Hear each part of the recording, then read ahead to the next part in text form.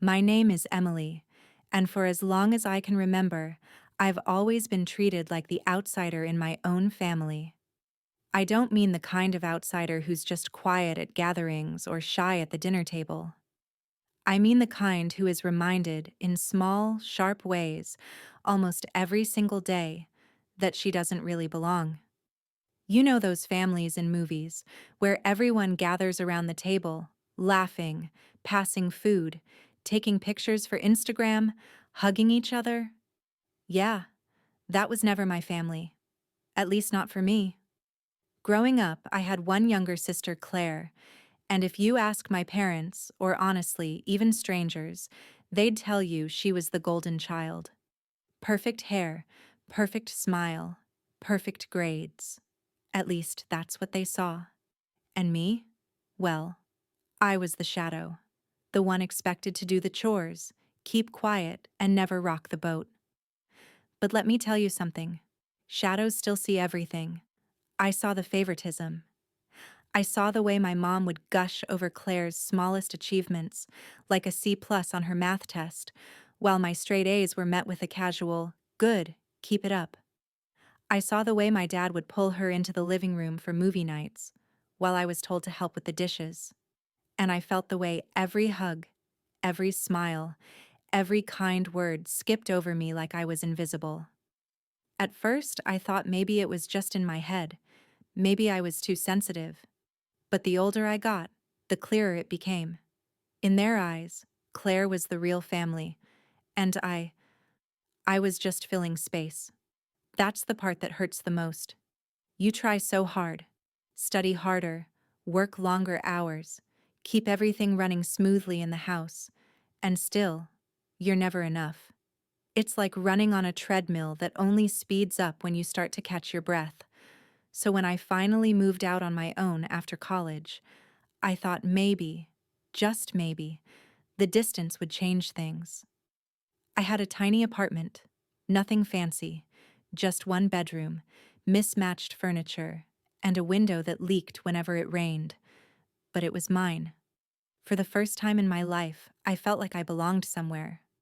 Of course, that feeling didn't last long, because one day, out of nowhere, Claire called me. Her voice was sugary sweet, the kind of voice she only used when she wanted something. "Hey, Em, guess what? Mom and I found this gorgeous house we want to rent. It's so much nicer than where you're living now. It's big, it's bright, and honestly, we want you to come live with us. Like a family again." I remember holding the phone, staring at the crack in my apartment wall, and just hesitating. Why now? Why suddenly include me when I'd been excluded my whole life? But she kept pushing. "It'll be fun, Em. We'll all be together, and you won't have to worry about that tiny place anymore. Think about it. It'll finally feel like home." And against my better judgment, I agreed. I wanted to believe her. I wanted to believe that maybe, finally, they were ready to treat me like family. So I packed my things. I moved into that big, bright house with my mom and Claire. At first, it felt okay. The space was beautiful. The kitchen gleamed. The living room had actual sunlight pouring in. And for once, I thought, maybe this is my chance. Maybe this is where things change. But you know what they say. When something feels too good to be true, it usually is. The little cracks started showing quickly. Every time we sat down for dinner, there were only two places set. One for Claire, one for Mom. I had to grab my own plate, my own utensils, like I was a guest in their home. Whenever family came over, I was introduced as Emily. She's just staying with us for now. Just staying, like a visitor.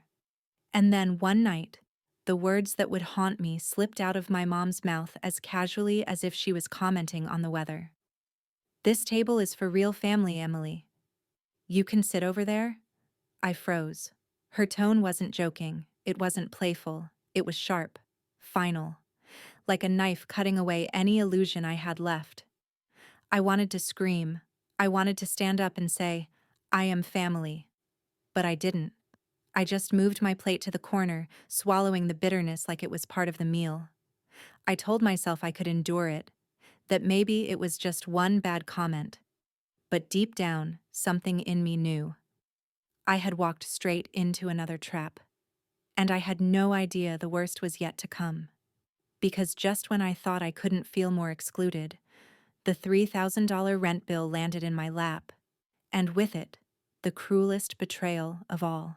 I wasn't born bitter. No child starts out carrying resentment in their heart. But when you're raised in a family where love feels like a prize you're always competing for and losing, you learn to harden yourself just to survive. I grew up in a modest suburban home, a two-story house with white shutters, a swing set in the yard, and a kitchen that always smelled like coffee. To outsiders, it probably looked perfect.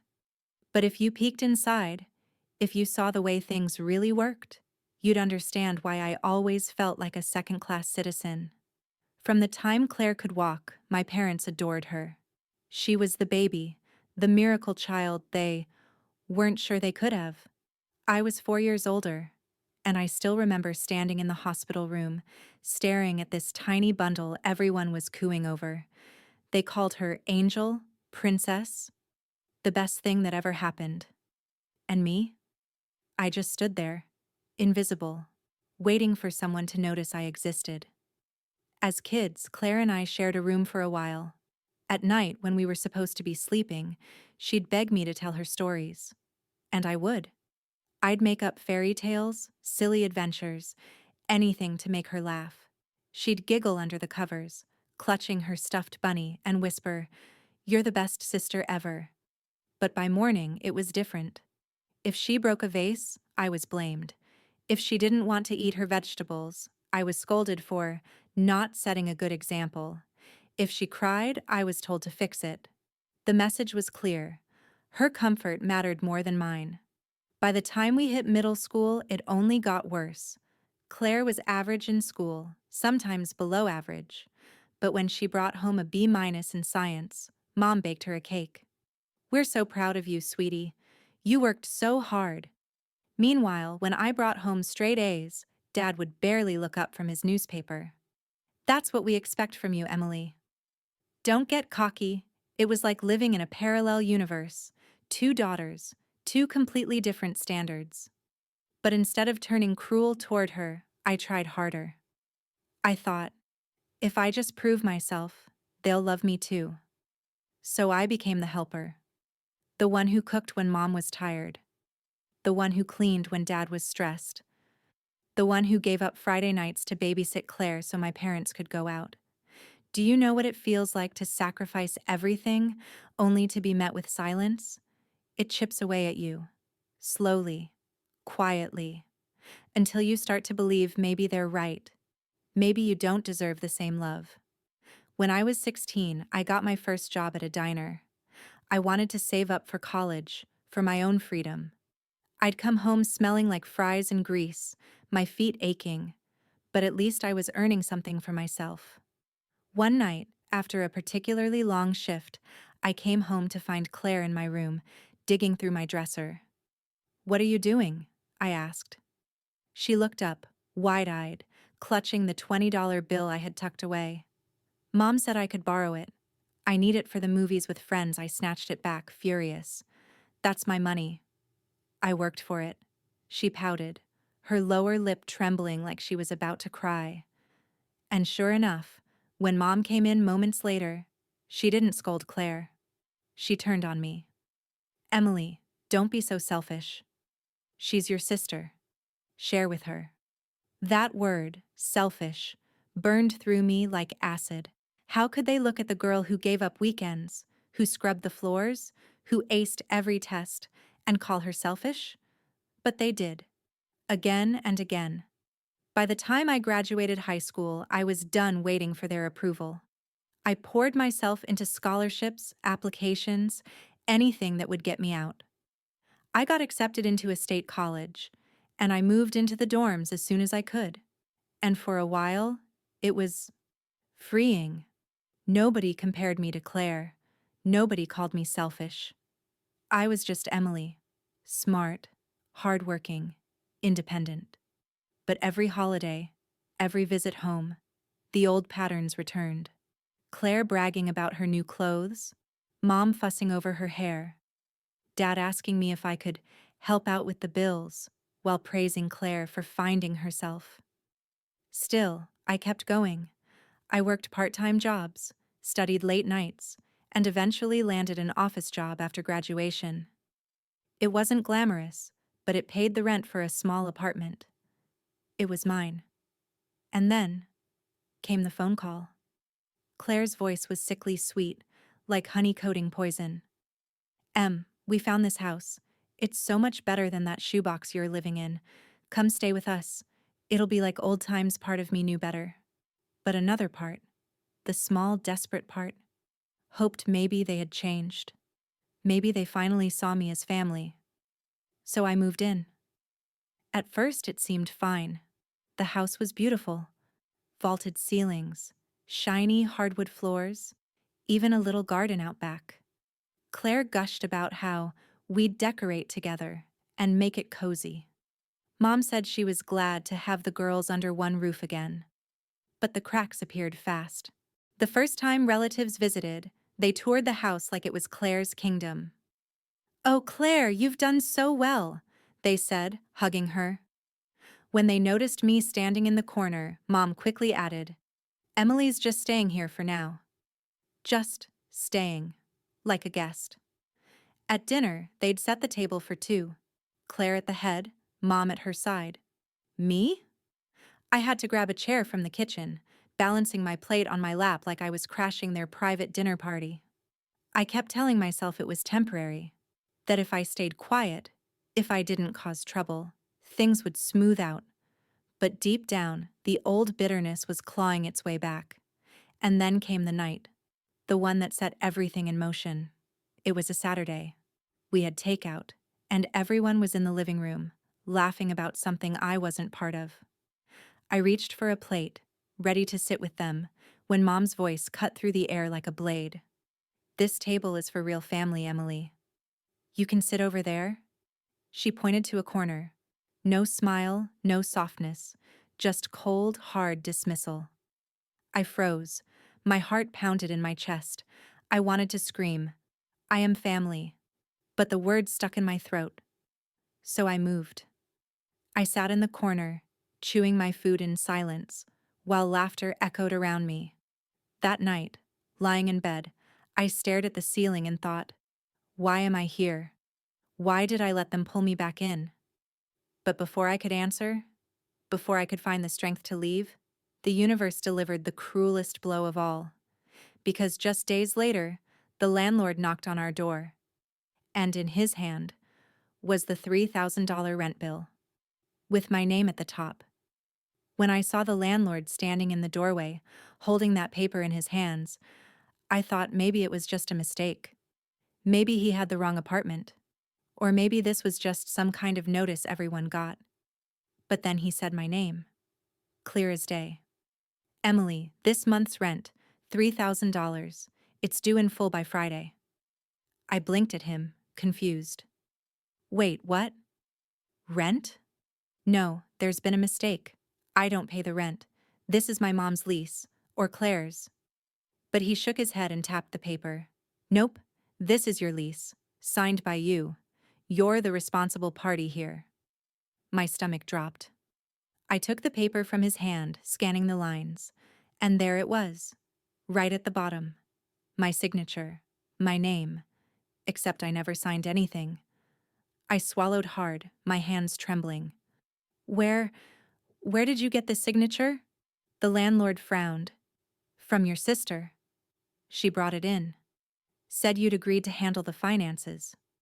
Look, I don't care how you all work it out. I just need the rent." And with that, he left.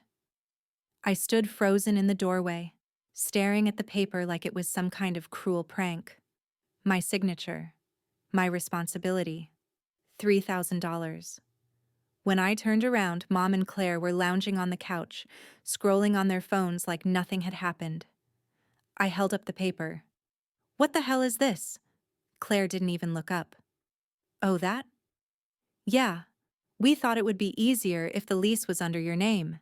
You're better with money anyway. Easier? Claire, this says I owe $3,000. I never agreed to this. I never signed this. Finally, Mom looked up, annoyed. Emily, don't make such a fuss. It's just paperwork. You've always been so responsible. We knew you'd be fine handling it. My jaw dropped. Handling it? With what? Do you think I have thousands of dollars lying around? Claire rolled her eyes. Relax. You have a job. You're fine. Besides, it's only fair. Mom and I have been carrying the family for years. Time for you to step up. Her words hit me like a punch in the gut. Carrying the family? Was she serious? I was the one who worked 2 jobs through college. I was the one who gave up my weekends, my free time, my childhood. And now, after all that, they wanted me to literally pay for their comfort? I clenched my fists, trying to keep my voice steady. You forged my signature. That's fraud. Do you realize how serious this is? Mom scoffed. Oh, don't be so dramatic. We're family. Families share things. Don't throw around big scary words just to intimidate us. But I couldn't stop the anger bubbling inside me. I stormed into my room, slamming the door shut, my heart pounding. The next few days were torture. Everywhere I turned, I was reminded of how trapped I was. In the mornings, I'd wake up to the smell of coffee brewing in the kitchen. Claire and Mom would already be sitting at the table laughing, sipping from matching mugs. My chair was never set. If I joined them, the conversation would fall silent until I gave up and left. At work, I couldn't concentrate. My boss asked me 3 times if I was okay, and all I could manage was a weak smile. Inside, I was panicking. $3,000? I barely had enough saved to cover my car payments and groceries. At night, I'd lie awake, staring at the ceiling, hearing their laughter from down the hall. Sometimes Claire would call out to me, mocking, playful. Hey, Em, don't forget the rent's due. Don't mess it up. They thought it was funny, a game. But to me, it was life-ruining. It didn't stop there. One afternoon, I came home from work to find a stack of envelopes on my bed. Utility bills, internet bills, water bills, all with my name on them. I tore them open, my hands shaking, and there it was again. My forged signature, my authorization. They hadn't just put the lease in my name, they'd put everything in my name. My chest tightened. If I didn't pay, my credit would be ruined. If I did pay, I'd be broke. Either way, I was stuck.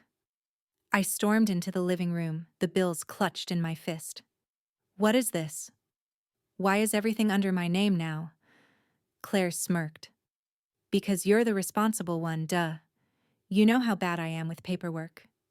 You should be grateful, honestly. We trust you more than anyone. Her words dripped with sarcasm, and Mom just nodded like it was the most logical thing in the world. I felt my knees go weak. They didn't just see me as family, they saw me as a wallet, a convenient little ATM they could drain whenever they pleased. The final straw came at dinner one night. We were eating takeout again, sitting around the table. Well, they were. I was in the corner, balancing my plate on my lap. Claire leaned back in her chair, sighing dramatically. Ugh, rent's due tomorrow. I hope someone doesn't screw it up. I set my fork down. My hands were trembling, but my voice was steady. I'm not paying it. I didn't agree to this. You forged my name. If the landlord comes, you can explain it to him. Silence fell over the room. Mom's eyes narrowed. Excuse me? I met her glare. You heard me. I'm not paying. I didn't agree to any of this. You set me up, and I'm done playing along. For a moment, I thought maybe, just maybe, they'd back down. That they'd realize how unfair they'd been. But instead, Mom slammed her hand on the table, making the dishes rattle. Don't you dare talk back to me in my house. You've been living here rent-free, eating our food, taking up space. And now, when it's time to contribute, you suddenly think you're too good? Shame on you, Emily. My heart twisted. Rent-free? I was the one paying the bills. I was the one carrying them. And yet somehow I was still the villain. Claire chimed in, her voice dripping with fake sweetness. Come on, Em. Don't be so dramatic. It's only money. And you make way more than me. Stop being selfish. There it was again. That word. Selfish. The same word they'd used when I was 16. The same word that haunted me my whole life. I pushed my plate away, my appetite gone. I didn't argue. Not anymore. Because in that moment, something inside me snapped. They wanted to see me as the outsider? Fine. They wanted to treat me like I didn't belong? Fine. But if they thought I was going to keep playing their game, keep letting them use me, they were wrong. I didn't say it out loud. Not yet. But in my heart, I knew. This was war. That night, I sat on my bed with the bills spread out in front of me. Every envelope, every forged signature, every fake promise of family. I pulled out my laptop and started researching. Tenant laws, forgery laws, credit fraud, every website I could find, every forum post, every piece of advice. And slowly, a plan began to take shape. If they wanted to trap me with paperwork, I'd use that same paperwork to trap them. If they wanted to treat me like an outsider, I'd show them what an outsider could really do when pushed too far. I didn't know how it would all end, but I knew one thing for sure.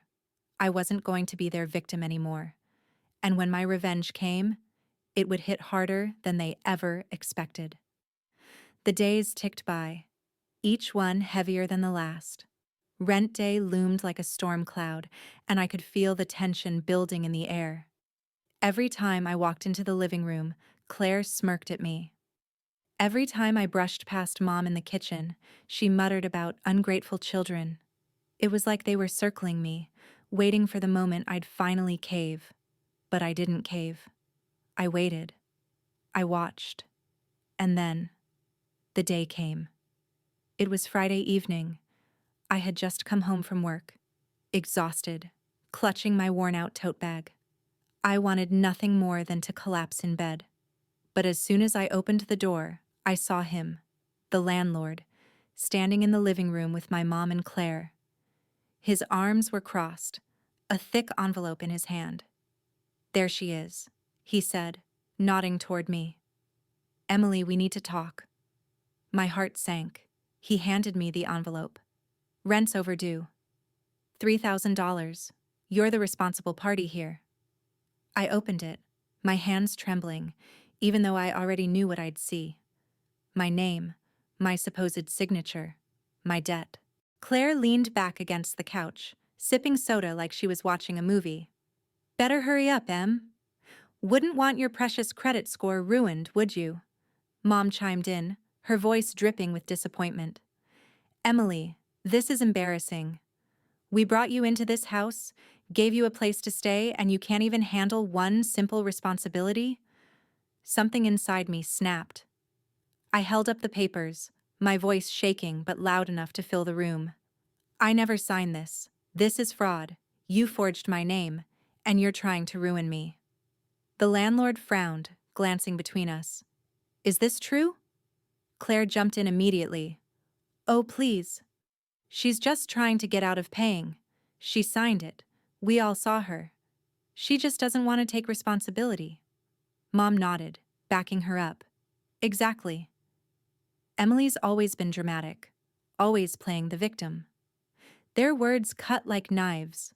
They weren't just using me, they were willing to lie straight to my face, to a stranger, just to keep their scheme alive. I turned to the landlord, my voice steady now. Check the handwriting. Compare it to my ID. That's not my signature. And if you think I'm paying a cent of this, you can take me to court, because I'll bring every piece of evidence I have. For the first time, I saw doubt flicker in his eyes. After he left, the house was silent. For a moment, I thought maybe, just maybe, they'd realize how badly they'd crossed the line. But then Mom broke the silence. Sit down, Emily. We're having dinner I didn't want to. Every instinct told me to walk away. But I sat anyway, too tired to fight. The table was set for two, as usual. Claire at the head, Mom beside her. I grabbed a chair from the corner, balancing my plate on my lap. Halfway through the meal, Mom put down her fork and looked me dead in the eye. "You're ungrateful, Emily. You think you're better than us. But let me tell you something. This family has carried you for years. And now, when it's time to contribute, you act like a spoiled child." Claire smirked. "Yeah, Em. Maybe if you spent less time whining and more time paying your share, we wouldn't have to do things this way." My hands shook as I set my plate down. My appetite was gone. "You forged my name. You lied to the landlord. You tried to trap me with thousands of dollars of debt. And now you want to sit here and lecture me about family?" Mom's face hardened. "This table is for real family, Emily. And if you can't act like one, maybe you don't belong here at all." Her words echoed in the silence. Real family. Not me. Never me. I pushed my chair back, my chest tight. "You're right. I don't belong here. Not anymore." I went to my room, slammed the door, and collapsed on the bed. For the first time in years, I let myself cry. Not the quiet, hidden tears I used to shed in the bathroom, but deep, heaving sobs that shook my whole body. All those years of being overlooked, dismissed, used, it all came crashing down. But as the tears slowed, something else began to rise inside me. Not just anger, not just pain. Resolve. They wanted me to feel powerless, but I wasn't powerless. Not anymore. I pulled out my laptop and opened the folder where I'd been saving everything. Scans of the bills with my forged signature. Screenshots of texts where Claire joked about me handling rent. Notes I'd kept since moving in, documenting every time they excluded me. Every time they called me selfish. Every time they reminded me I wasn't real family. Piece by piece, I was building a case. Not just against their fraud, but against the years of emotional abuse they'd inflicted on me. I didn't know exactly how I'd use it yet. But I knew one thing. I wasn't going to pay their $3,000 bill, and I wasn't going to stay in that house another day. The night before revenge. That night, the house was quiet. Too quiet. I could hear Mom and Claire whispering in the living room, their voices low and conspiratorial. Occasionally, I'd catch Claire's laugh. Sharp. Mocking. They thought they'd broken me. They thought they'd won. But as I lay in bed, staring at the ceiling, I whispered to myself, "Tomorrow, everything changes." And I meant it. Because tomorrow, they'd see just what happens when you push someone too far. And for once, I wouldn't be the one left paying the price. I woke up the next morning with my decision carved into stone. No more tears. No more second chances. If they wanted to play games with me, I was finally ready to play back. Before leaving my room, I carefully tucked a folder into my bag. Inside was everything. The forged rental agreement.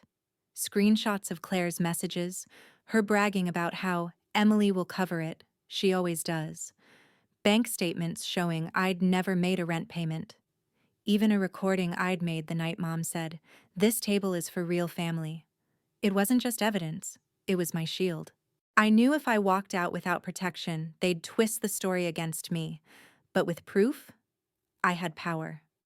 When I stepped into the kitchen, Mom and Claire were already there, sipping coffee like queens on their thrones. Claire smirked. "So, Em, got that rent money ready?" I set my bag on the counter and met her eyes. "No, but I've got something better." I pulled out the papers and laid them flat on the table. "The landlord already knows this isn't my signature. And if you think for 1 second you're going to pin this debt on me, you're wrong. I've got everything I need. Texts, documents, recordings. All of it." Mom's face paled, but she recovered quickly. "You wouldn't dare. You'd destroy your own family?" I laughed, but there was no humor in it. Family? You've spent my whole life reminding me I'm not family. You said it yourself. Remember? This table is for real family. Silence. For the first time, Claire didn't have a snappy comeback. She just stared at me, her smugness cracking around the edges. I zipped my bag shut, slung it over my shoulder, and stood tall. I'm leaving. Today. You'll never see me again. Not unless it's across a courtroom. Mom's voice rose, shrill and desperate. You can't just walk out. You owe us. I cut her off. I don't owe you anything. Not after everything you've put me through. You used me, manipulated me, treated me like trash. But here's the thing. Trash gets taken out. And today, I'm the one taking myself out of this house. And with that, I walked toward the door. For the first time in my life, each step felt lighter. Before leaving the property, I called the landlord. My voice was calm, steady. I want you to know the truth. My mother and sister forged my name on that rental agreement. I have proof, and I'm prepared to take legal action if they continue this. He sighed, sounding almost relieved. I had a feeling something wasn't right. Don't worry, Emily. I'll handle this. You won't be responsible. The weight slid off my shoulders. They had tried to bury me under $3,000 of debt, but instead, they'd buried themselves. I found a small studio apartment across town. Nothing fancy, just 4 walls, a tiny kitchen, and a window that actually stayed shut when it rained. But it was mine, truly mine. I painted the walls a soft blue, filled the space with thrifted furniture, and lit a candle every night as a reminder. This was home. Not because of blood, not because of family, but because I chose it. And for once, I didn't feel like a shadow. I felt like a person. Sometimes I'd lie awake at night, wondering why they hated me so much, why Mom never looked at me the way she looked at Claire, why Claire's cruelty seemed to grow sharper every year. But then I'd remind myself, their choices weren't my fault. Their cruelty wasn't a reflection of my worth. I had spent years twisting myself into knots, trying to earn their love. But love that has to be earned isn't love at all. A few weeks later, Claire texted me, "Hope you're happy. Mom's struggling with the rent now that you left. We might get evicted." "This is your fault," I stared at the message, feeling nothing but clarity. I typed back, "No, Claire. This is the consequence of your own choices. For once in your life, take responsibility." And then I blocked her number. No tears. No guilt. Just peace. I'll never forget the moment I closed my apartment door behind me that first night. The silence was different. Not heavy, not lonely, just peaceful. For the first time in my life, I felt free. They had said I wasn't real family. And they were right. Because real family doesn't betray you. Real family doesn't use you. Real family doesn't hand you a $3,000 bill and expect you to pay for their mistakes. But here's the truth. I didn't need them to define what family meant. I could build my own. And that's exactly what I intend to do.